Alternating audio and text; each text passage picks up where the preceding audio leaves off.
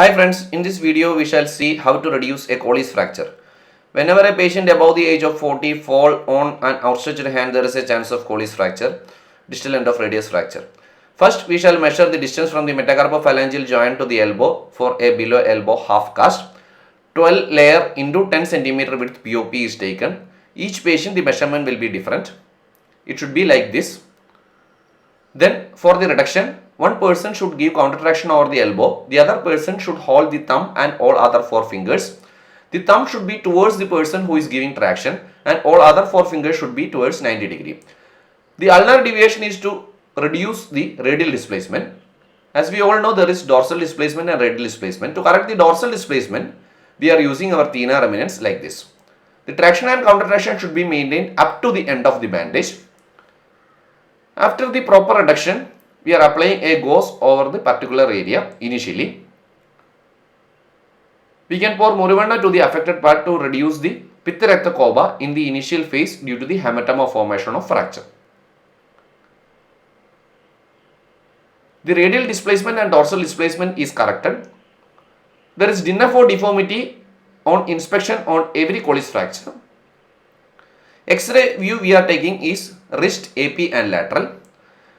And after covering with gauze, we pour Murivanna to the affected part. On giving traction and counter traction itself, there will be disembankment of fragments.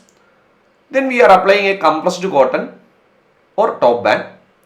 The top band should be covered 3 layers over proximal and distal and over the fractured area and joint. All other area 2 layers are covering.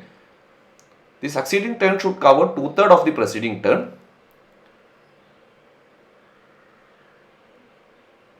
After this, we are applying the POP over the dorsal aspect and an aluminium splint over the ventral aspect.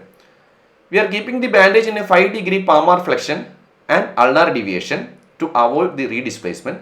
Here we can see a V-shaped slit which will facilitate the movement of the thumb. Then we are fixing the POP using a wet gauze. Anteriorly, an aluminium splint which helps, this POP and aluminium splint helps in the 5-degree palmar flexion. At the end, the bandage should be like this. We ask the patient to mobilize the fingers as part of rehabilitation and to facilitate the circulation.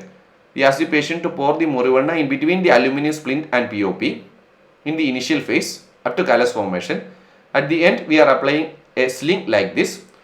The rebandage is done on the 7th day and 21st day. Whenever there is absence of tenderness, we will remove the bandage and ask the patient to give rehabilitation to the wrist.